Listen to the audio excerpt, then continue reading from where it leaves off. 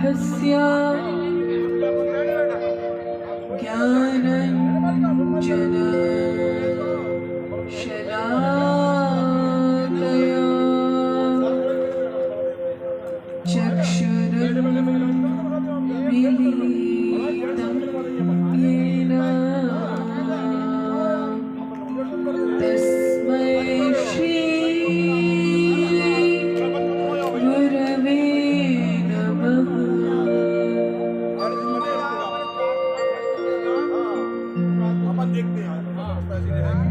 हे कृष्ण करुणा सिंधो दीनबंधो जगत्पते गोपेश गोपिका कांत श्री राधा कांत नमोस्तुते।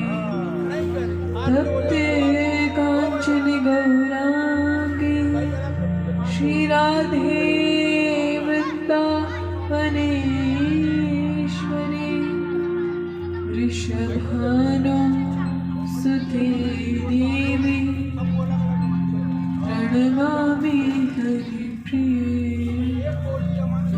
सीतानाथ समारंभां श्रीरामानन्दार्य मध्यमाम् अस्मदाचार्यपर्यन्तां वन्दे श्रीगुरुपरम्पराम्।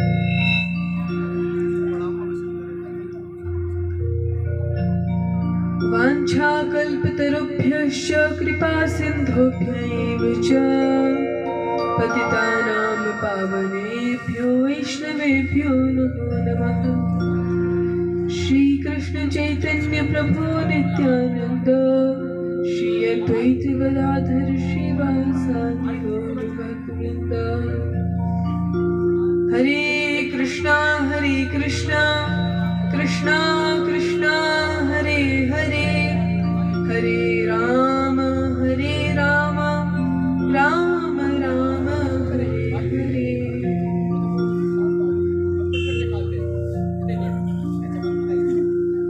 श्री राम जय जय राम। श्री राम जय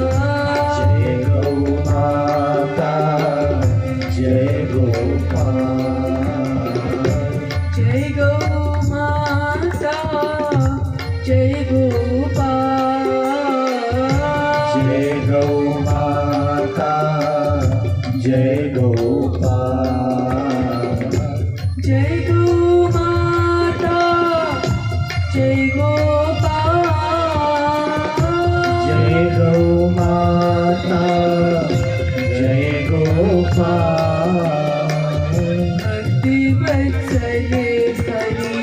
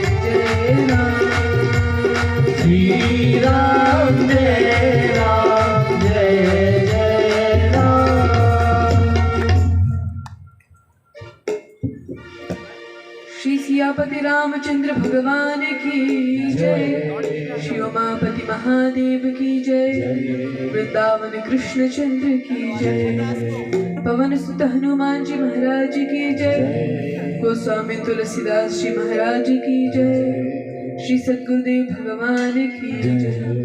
बोलो भाई सब संतन की जय। बोलो भाई सब भक्तन की जय। बोलो भाई सब विप्रन की जय। जय जय श्री राधे श्याम। जय जय श्री सीताराम।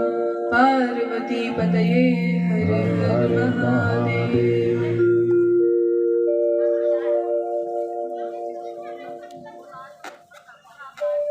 अनंत कोटि ब्रह्मांड नायक परमेश्वर परात्पर पर ब्रह्म असंख्य दिव्यानंद गुण गण निलय अखिल हेय प्रत्यनीक भक्त वांछा कल्पतरु भक्त वत्सल शरणागत वत्सल श्री श्री राधा गोविंद श्री श्री राधा गोपीनाथ श्री श्री सीताराम भगवान की असीम कृपा से हमें इस प्रांगण में श्री राम कथा श्रवण करने का सुअवसर प्राप्त हो रहा है। आज हम श्री पार्वती मैया के जन्म की कथा, उन्होंने किस तरह से शिव जी को प्राप्त करने के लिए तपस्या करी वह, और किस तरह से उनका शिव जी के साथ विवाह होता है, इस प्रसंग को श्रवण करेंगे। तो जब वे सती के शरीर में थी उस समय उनसे शिव जी के प्रति, शिव जी के इष्ट श्री राम जी के प्रति और संतों के प्रति अपराध हुआ था।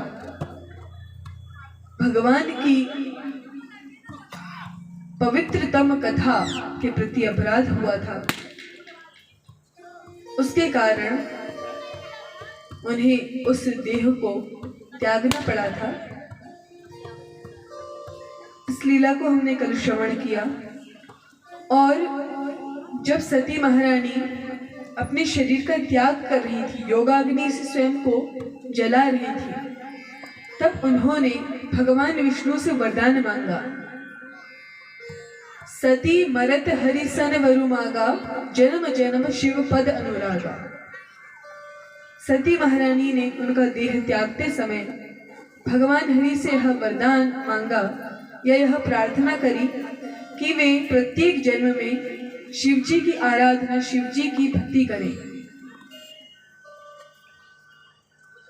अच्छा, उन्होंने हरि से ही ऐसा क्यों वर मांगा, शिव जी से मांगती? क्योंकि शिव जी तो उनके पति हैं, लेकिन पति के इष्ट श्री रामचंद्र जी, दो कारण से यहाँ पे माता सती उनसे क्षमा मांगती है और वरदान भी मांगती है। पहला कारण है कि उन्होंने भगवान श्री रामचंद्र के प्रति अपराध किया है, इसलिए उनसे क्षमा मांग रही हैं। और दूसरा, उनके पति के इष्ट हैं, इस नाते से वे उनके भी इष्ट हैं, इसीलिए वे उनसे यह वरदान मांगती हैं कि वे प्रत्येक जन्म में शिव जी की भार्या हो, शिव जी के पद में अनुराग करें। जन्म जन्म शिव पद अनुराग। इसी के कारण उन्होंने सती का देह त्याग कर हिमाचल के घर में जन्म लिया।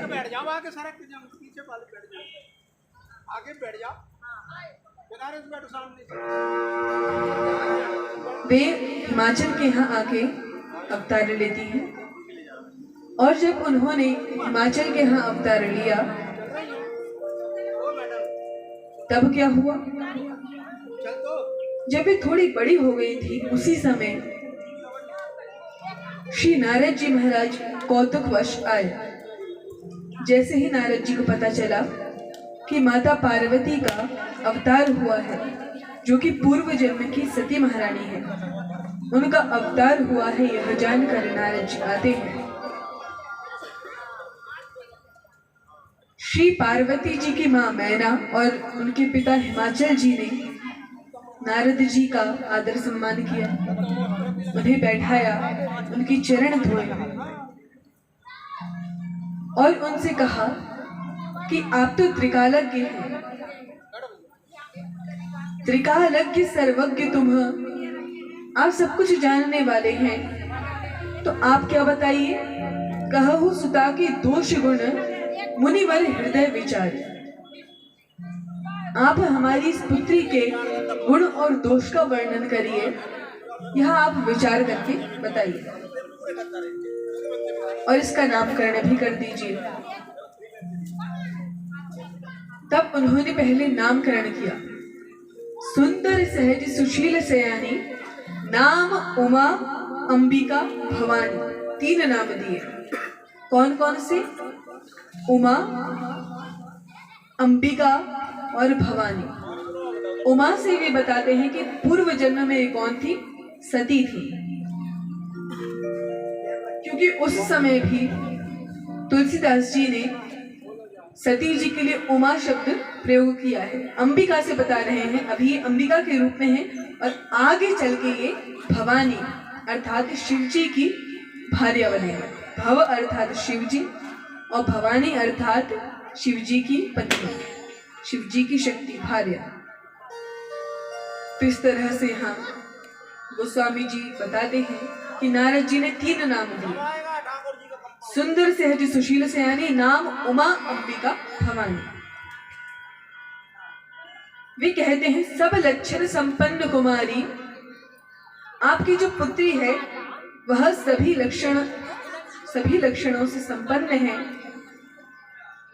और हो ही संतत पिय ही प्यारी, और यह सदा ही अपने पति को प्रिय होगी, अर्थात शिव जी को ये प्रिय होगी। अब यहाँ नारद जी को भी नहीं पता कि इनका विवाह किस तरह से शिव जी से होगा। यह तो पता है कि सती जी हैं पूर्व जन्म की। अच्छा, ये सब गुण जब कहे उसके बाद वे कहते हैं कि अब मैं इसके जो 2-4 अवगुण हैं उनको कहता हूं। अच्छा, इसको पति कैसा मिलेगा? तो उस समय उन्होंने कहा अगुण अमान मातु पितुहीना, उदासीन सब संशय छीना। अर्थात अगुण होगा, अर्थात उसमें गुण नहीं होंगे। यह मैना और हिमाचल जी समझ रहे हैं कि इसमें गुण नहीं होंगे। अमान, जिसको मान वान से कुछ लेना देना नहीं होगा, मान सम्मान हो या ना हो, अर्थात अमानी होगा, जिसका कोई सम्मान ना करे। अगुण अमान मातु पितुहीना, उसके माता पिता नहीं होंगे, उनकी मृत्यु हो गई होगी, ऐसा हिमाचल जी और मैना जी सोच रहे हैं। अकाम मन, उसमें काम नहीं होगा।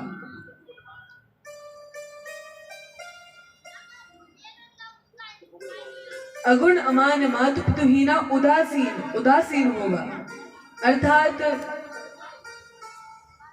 उसको देख के वह उदासीन सा रहेगा, किसी से कुछ लेना देना नहीं, ऐसा उदासीन व्यक्ति होगा। उदासीन, सब संशय छीना, और उसे ना कोई प्रश्न होगा ना कोई संशय होगा, सब संशय छीना। योगी होगा, जटिल जटाधारी होगा। अकाम मन, काम रहित होगा। नग्न रहता होगा। अमंगल वेश धारण करने वाला होगा।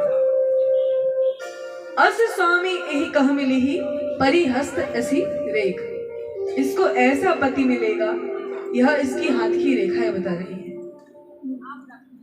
अब जब नारद जी ने यह बताया तो मैना और हिमवंत दोनों दुखी हो गए, लेकिन दशा एक समुझो बिलगाना। मैना और हिमवंत भी रो रहे हैं और पार्वती जी भी रो रही हैं, लेकिन पार्वती जी प्रेमवश रो रही हैं। दशा दोनों की एक है, दोनों रो रहे हैं, लेकिन समुझो बिलगाना, समझ अलग अलग है। पार्वती जी सोच रही हैं अगुण अर्थात गुणों से परे, जो तीनों गुणों से भी परे हैं, ईश्वर है। अगुण अमान, वे तो मान सम्मान से भी परे हैं। अमान मातु पितुहीना, वे तो अजन्मा है, उनके माता पिता कौन होंगे? वैसे तो उनका भी प्राकट्य भगवान से ही हुआ है, लेकिन तब भी जिस तरह से हम लोगों का जन्म होता है, उस तरह से शिव जी, ब्रह्मा जी, इनका अवतरण नहीं हुआ। तो वह अजन्मा है, मातु पितुहीना, उदासीन, अर्थात उदासीन सन्यासी के लिए कहा जाता है, जो कि पूर्णतः परिपक्व है, जिनको संसार से अधिक लेना देना नहीं है। तो ये तो संसार से परे हैं, उदासीन, सब संशय छीना, और उन्हें कोई संशय हो ही नहीं सकता, क्योंकि वे तो स्वयं ही त्रिकालज्ञ हैं, अंतर्यामी हैं। हर अंतर्यामी सब जाने, वो तो सब कुछ जानने वाले हैं। योगी, वो योगी हैं, क्योंकि सहज ही उनकी समाधि लग जाती है। तो योगियों में भी श्रेष्ठ हैं, योगीश्वर हैं, जटिल जटा धारण करने वाले हैं। अकाम मन, वे तो काम से रहित हैं, काम से परे हैं। और नग्न, अर्थात दिशाएं ही उनके वस्त्र हैं। उन्हें हमारे जैसे वस्त्र की आवश्यकता नहीं है।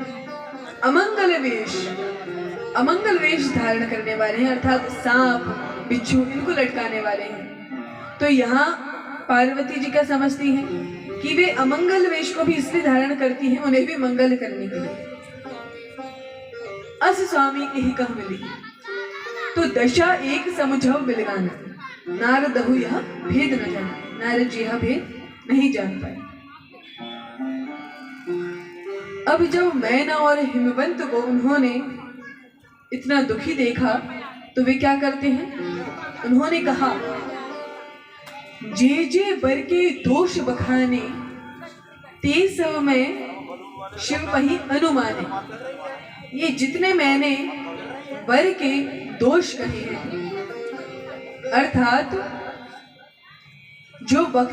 जो मैंने दूल्हे के दोष कहे हैं, जे जे वर के दोष बखाने, ते सब शिव पही मैं अनुमाने। मेरे अनुसार वे सभी भगवान शंकर में हैं।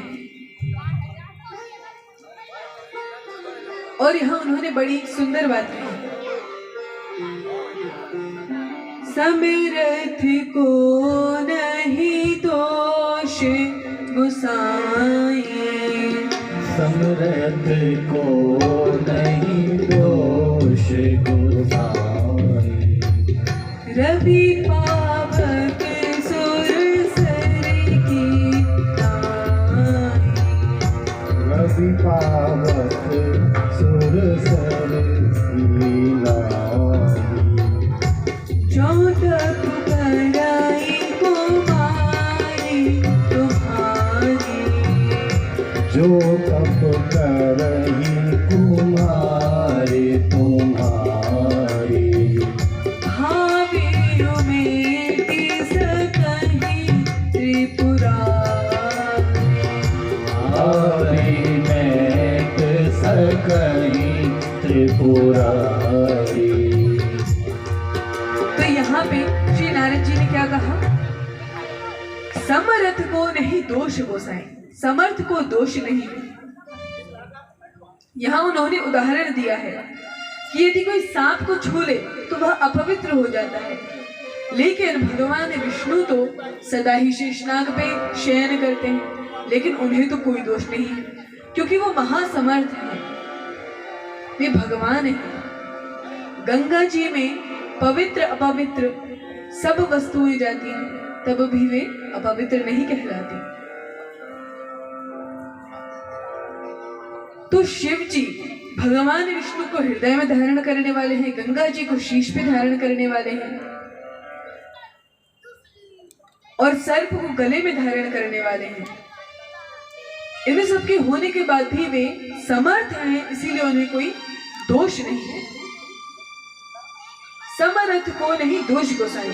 रवि अर्थात सूर्य अच्छे बुरे सभी रसों को ग्रहण करते हैं, सोखते हैं, लेकिन उन्हें दोष नहीं होता। अग्नि में अच्छी बुरी सभी वस्तुएं डाली जाती हैं, तब भी वे अपवित्र नहीं होती। और गंगा जी में यदि मदिरा भी मिला दी जाए तो वे अपवित्र नहीं है। या कैसी ही बुरी वस्तु मिलाई जाए, गंगा जी कभी अपवित्र नहीं होती। समरथ को नहीं दोष गोसाई, रवि पावक सुरसरी के नाई। और यदि आपको शिवजी से अपनी पुत्री का विवाह कराना है तो फिर क्या करिए, आप अपनी पुत्री को तप करने के लिए भेजिए। अब यहाँ पार्वती जी की आयु बहुत छोटी है, 4-5 वर्ष की आयु है। और यहाँ पे नारद जी कह रहे हैं, जो तपु करे कुमारी तुम्हारी। यदि आपकी पुत्री तप करती है तो भावी उमेट सकही त्रिपुरारी। भावी को शिवजी मिटा सकते हैं, जो होने वाला है होने को शिवजी बदल सकते हैं। अब यहाँ पे नारद जी ने प्रस्थान किया है और मैना जो कि पार्वती जी की माँ है, वे हिमवंत हिमाचल जी से कहती है, क्या कहा? अब जो यहाँ पे मैना जी कहती हैं कि नारद जी ने जितना भी कुछ कहा मेरे तो कुछ समझ में आया नहीं, क्योंकि उन्होंने कहा कि तप करने के लिए भेजो और इसका पति ऐसा होगा, मेरे तो कुछ पल्ले ही नहीं पड़ा। तो उन्होंने क्या बताया? अब हिमवंत जी उन्हें समझाते हैं कि इसका पति इस तरह का होगा। तब मैना जी ने कहा कि यदि कुल घर और वर सही न हो तो मैं अपनी पुत्री को साथ में लेके पहाड़ से कूद जाऊंगी, लेकिन अपनी पुत्री का विवाह ऐसे व्यक्ति के साथ नहीं करूंगी। लेकिन हिमवंत जी की कैसी निष्ठा है नारद जी में, वे कह रहे हैं, बरु पावक प्रगटे ससी माही, भले ही चंद्रमा में आग क्यों ना लग जाए, लेकिन नारद वचन अन्यथा नहीं। नारद जी के वचन झूठ नहीं हो सकते। ऐसी श्रद्धा है हिमवंत जी में। अब वे कहते हैं कि यदि तुम्हारा अपनी पुत्री पर स्नेह है तो क्या करो? अब जो तुम्हें सुदा पर नेहू तो अस जाए सिखावन दे। अब उसको शिक्षा दो कि वह वन जाके तपस्या करे। अब ऐसा जब मैना जी से कहा तो कौन माता अपनी पुत्री से ऐसा कह सकती है कि जाओ वन चली जाओ तब करो। लेकिन पार्वती जी भी सब कुछ जानने वाली है, वे भी जगत जननी है, वे सब कुछ जानती हैं। तो वे क्या कह रही हैं? जब माता उनके पास आई तो वे कहती हैं कि माता मैंने एक स्वप्न देखा। स्वप्न में एक ब्राह्मण आए थे और उन ब्राह्मण ने मुझसे कहा कि नारद जी के वचन को सत्य मानकर वन जाओ और तपस्या करो। यहाँ इस तरह से घर वालों को समझा करके माता पार्वती ने वन को प्रस्थान किया है, तपस्या करने के लिए गई है। अब उन्होंने किस किस तरह से तपस्या करी उसकी अवधि बताई है।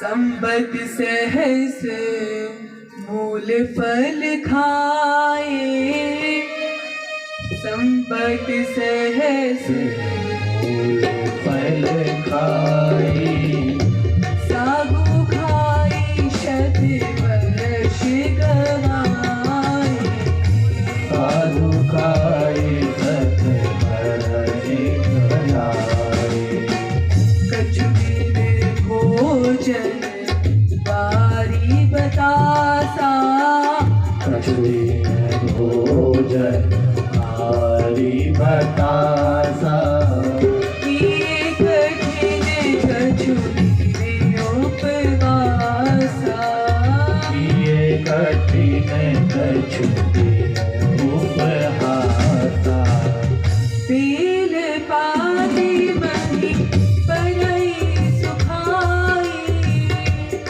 ये पापी नहीं परई सुखाई, पीर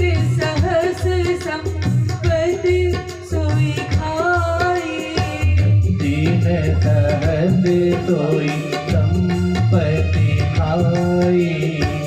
पुनि परी हरे सुखाने उपरना, तब ही नाम भयो अपरना।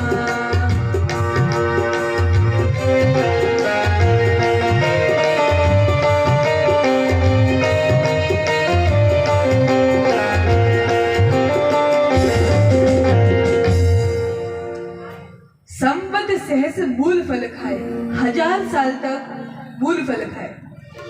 उस समय अभी के जैसी 70-80 वर्ष आयु नहीं होती थी, उस समय हजारों वर्ष आयु होती थी।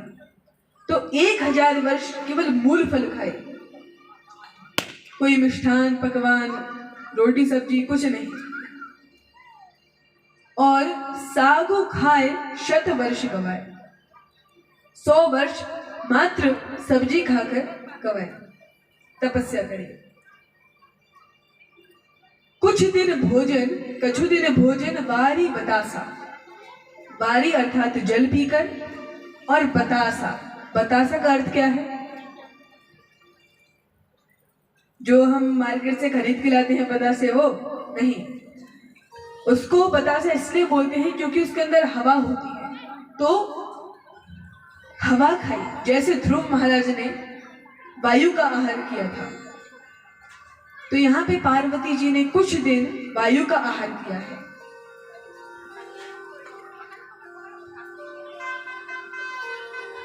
उसके बाद उन्होंने सूखे पत्ते खाए, 3 सहस्र संवत सोई खाई। बेल पाती मही परई सुखाई, अर्थात जो पड़े हुए बेलपत्र के जो पत्ते होते थे वो सूख जाते थे, उनको खाती थी। क्योंकि शिव जी की आराधना कर रहे हैं, शिव जी को बेलपत्र पसंद है, इसीलिए उनको सुखा करके वो खाती थी। ऐसे उन्होंने 3000 वर्ष तक खाया। और उसके बाद उन्होंने उसको भी त्याग दिया, ना कुछ खाती थी ना कुछ पीती थी, केवल उपवास करके रहती थी। व्रत के रूप में उन्होंने कुछ समय तपस्या करी, तो उस समय उनका नाम हो गया उमहि नाम तब भयो अपर्णा। अपर्णा जो माता का नाम है वो इसीलिए है क्योंकि उन्होंने पत्ते खाना भी छोड़ दिया था। पुनि परिहरे सुखाने उपर्णा, उमहि नाम तब भयो अपर्णा। जब इस तरह की कठोर तपस्या उन्होंने करी तो उसके बाद आकाशवाणी हुई, हे पार्वती, जब तुम्हारे पिता बुलाने आए तब तुम घर चली जाना, तुम्हें अवश्य ही शिवजी पति के रूप में मिलेंगे, क्योंकि तुमने जो कठोर तप किया है वह होगा। अब यहाँ पे ऐसी लीला हुई। अब उधर क्या हुआ, भगवान शंकर जी के पास जाते हैं और शिव जी के पास जाके शिव जी तो उन्हें प्रणाम करने लगे। अब भगवान हाथ जोड़े हैं। अब शिव जी सोच रहे हैं, भगवान हमेशा हर मुद्रा में रहते हैं, कभी मुरली धारण करते हैं, कभी धनुष धारण करते हैं, आज हाथ जोड़े मुद्रा में हैं और विनती कर रहे हैं। तो भगवान कहते हैं कि जो सती हैं, अब भगवान को ये पता है लेकिन शिव जी को यह नहीं पता। वैसे तो शिव जी अंतर्यामी हैं, लेकिन शिव जी ने इस बात पे ध्यान नहीं दिया। सती जी ने मरते समय भगवान हरि से प्रार्थना करी थी, तो अब वही शिव जी से प्रार्थना कर रहे हैं कि आप जाइए पार्वती जी से विवाह करिए, क्योंकि उन्होंने मुझसे यही वरदान मांगा था। अब मम विनती सुनहु शिव, जो मुँह पर निज नेहु, जाहु विवाहु शैल जही, यह मोहि मांगे।